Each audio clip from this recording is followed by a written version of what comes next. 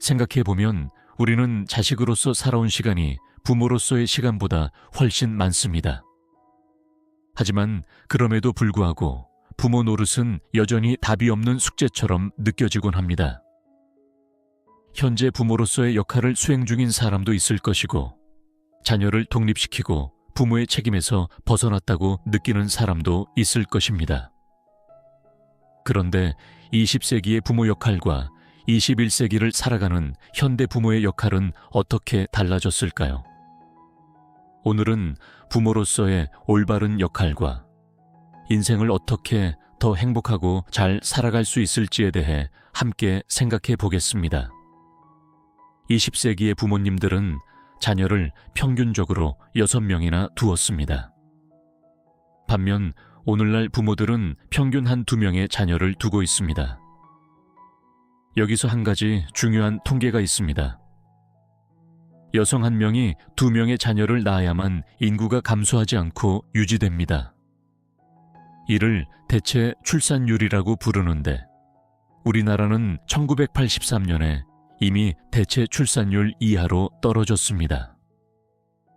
60년대에 평균 6명의 자녀를 낳던 시대에서 이제는 1명조차 낳지 않는 경우가 많아진 것입니다.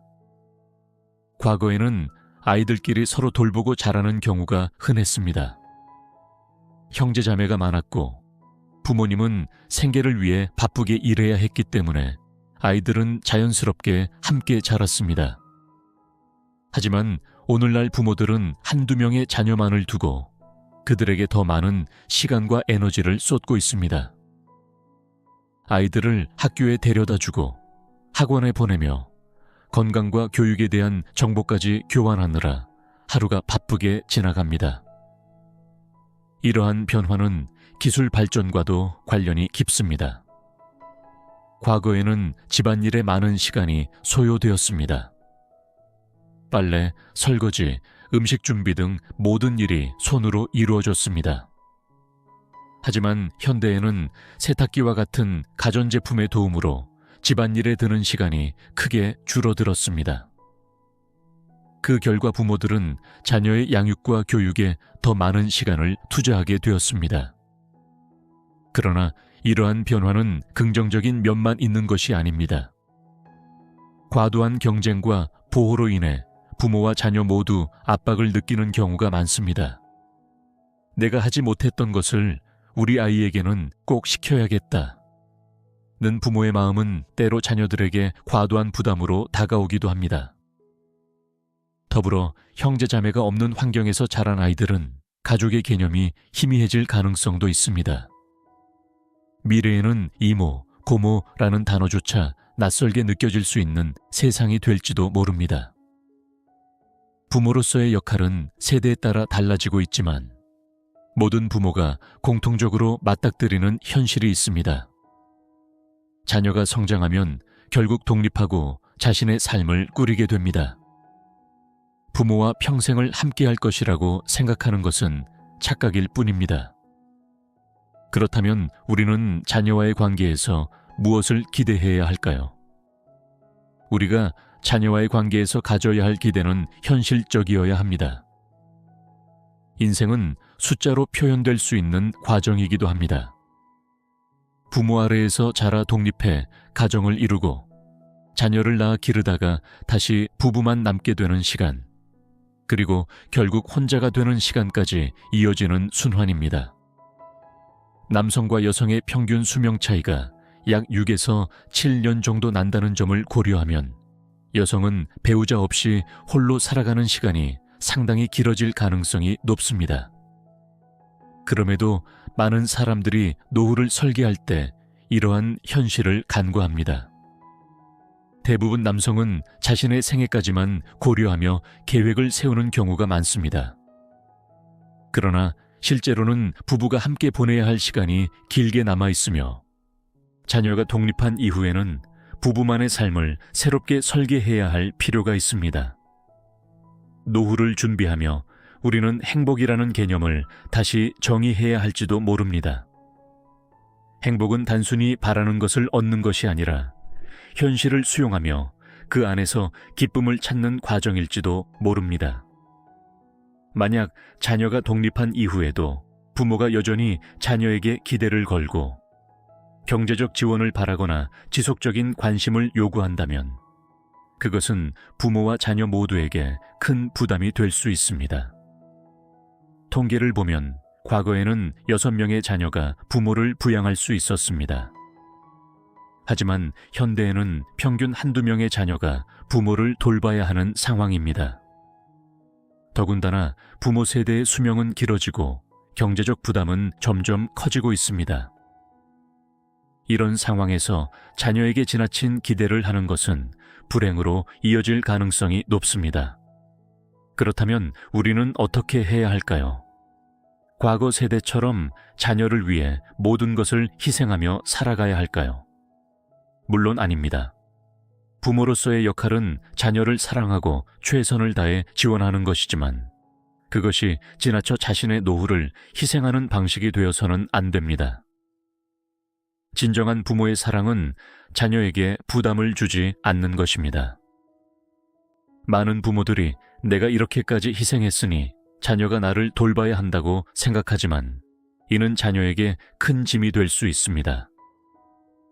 이런 태도는 자녀와의 관계를 복잡하게 만들고 때로는 갈등으로 이어질 수도 있습니다.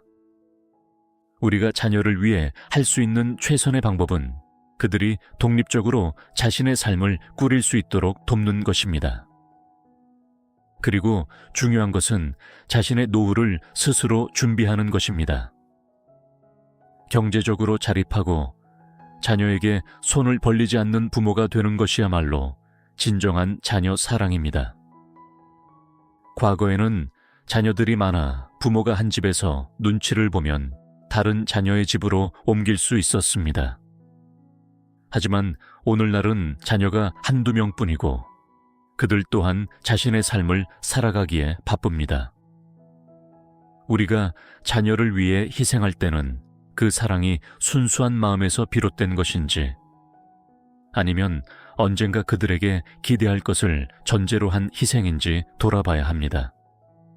진정한 사랑은 대가를 바라지 않고 자녀의 삶을 존중하며 그들의 선택을 응원하는 것입니다. 자녀와의 관계에서 지나친 기대를 내려놓는 것이 중요합니다. 자녀가 부모의 희생과 기대를 충족시키지 못할 경우 부모는 실망하거나 서운함을 느낄 수 있습니다.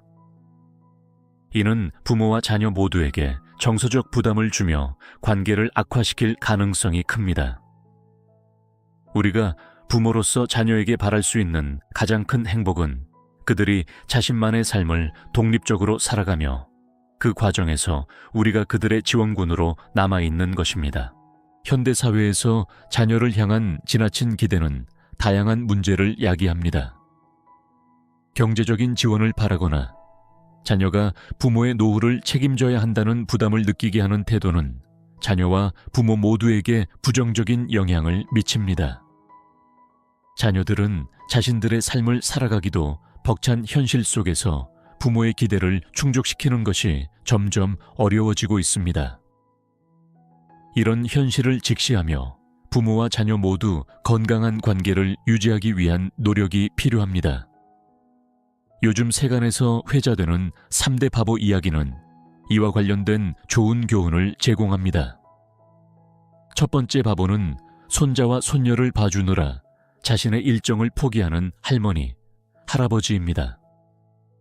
예를 들어 부부가 함께 여행을 가기로 계획했지만 딸이나 며느리로부터 손주를 돌봐달라는 부탁을 받으면 계획을 접고 아이들을 봐주는 상황입니다.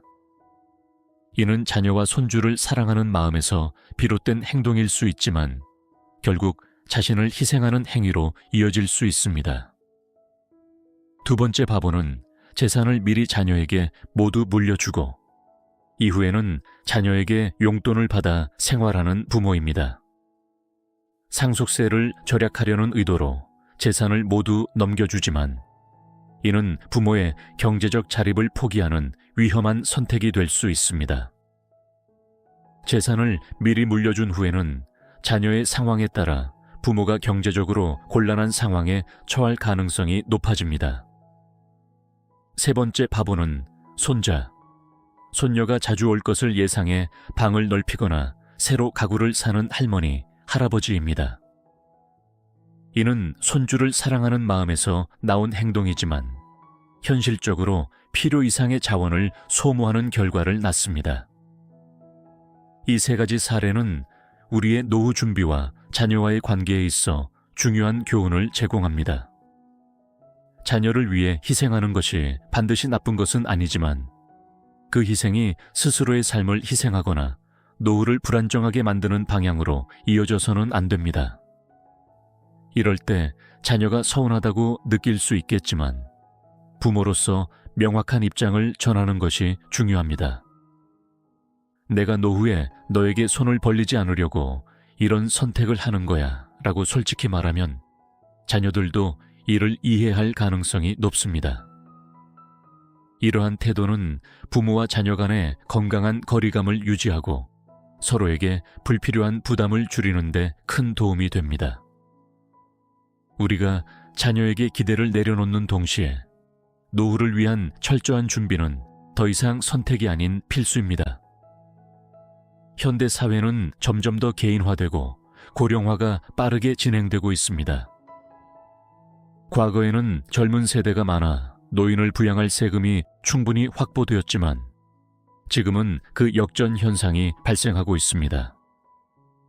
출산율은 낮아지고 노인의 수는 증가하면서 세금만으로 노후를 보장받는 것은 현실적으로 불가능한 상황이 되었습니다. 이러한 현실에서 자신의 노후를 스스로 준비하는 것은 자녀와의 관계를 건강하게 유지하는 첫걸음이 됩니다. 만약 이미 자녀에게 재산을 물려줬다고 해서 모든 것이 끝난 것은 아닙니다. 지금부터라도 늦지 않았습니다. 건강을 돌보고 적절히 자신의 자원을 아끼며 노후를 대비하는 방법을 실천하는 것이 중요합니다. 손자, 손녀를 돌보며 자신의 몸과 마음을 소모하는 것도 결국 노후를 망치는 길이 될 수 있습니다. 노후 준비는 단순히 경제적인 문제만이 아닙니다. 정서적 안정과 관계의 균형도 중요합니다. 황혼이혼이라는 말이 있을 정도로 나이가 들면서 부부간의 갈등이 심화되는 경우가 많습니다. 이는 가부장적 구조 속에서 자란 세대에서 특히 두드러지며 퇴직 이후 집에 머무는 시간이 늘어나면서 서로의 역할 변화가 생기기 때문입니다. 퇴직 후 집에 있는 시간이 많아지면 그동안 자신이 가졌던 역할과 권위가 흔들리는 느낌을 받게 됩니다. 이 과정에서 갈등이 발생하기 쉽습니다. 하지만 부부는 결국 인생의 가장 오랜 동반자입니다. 부부간의 관계를 새롭게 정립하고 서로를 존중하며 대화를 통해 문제를 해결해 나가는 태도가 필요합니다. 배우자가 말할 때 고개를 끄덕이며 경청하고 상대방의 감정을 이해하려는 노력은 작지만 중요한 변화입니다. 또한 친구와의 관계를 유지하고 자녀와도 꾸준히 소통하며 유대감을 쌓는 것이 필요합니다. 외부와의 관계를 단절하면 고립감이 심화되고 이는 정서적 불안을 가져올 수 있습니다. 사람들과의 연결고리를 유지하며 긍정적인 에너지를 나누는 것이 행복한 노후의 중요한 요소입니다. 인생의 마무리를 준비하며 우리는 자녀와의 관계뿐 아니라 스스로의 삶에도 집중해야 합니다. 자녀에게 모든 것을 걸고 희생하는 대신 자녀와 함께 자신의 삶도 돌보아야 합니다. 자녀가 자신만의 길을 독립적으로 걸어갈 수 있도록 응원하고 부모로서 필요한 지원을 하되 그 과정에서 지나치게 의존하거나 부담을 주지 않는 것이 건강한 관계를 만드는 비결입니다. 결국 인생은 현재에 집중하며 살아가는 것이 가장 중요합니다. 지나간 과거에 얽매이거나 아직 오지 않은 미래를 지나치게 걱정하기보다 오늘 하루를 소중히 여기는 태도가 행복의 핵심입니다. 아침에 눈을 뜨며 오늘도 살아있구나 라고 느끼는 단순한 감사가 우리의 삶에 긍정적인 에너지를 불어넣어 줄 것입니다. 우리의 인생은 길가의 풀 한 포기처럼 단순하지만 그 자체로 소중한 가치가 있습니다. 불필요한 걱정과 기대를 내려놓고 지금 누릴 수 있는 행복에 집중해 보시면 좋습니다. 작은 것에서 기쁨을 찾고 그것을 누리는 것이 인생을 잘 살아가는 방법입니다. 오늘 영상을 보신 모든 분들이 행복한 노후를 보내시길 진심으로 바라겠습니다.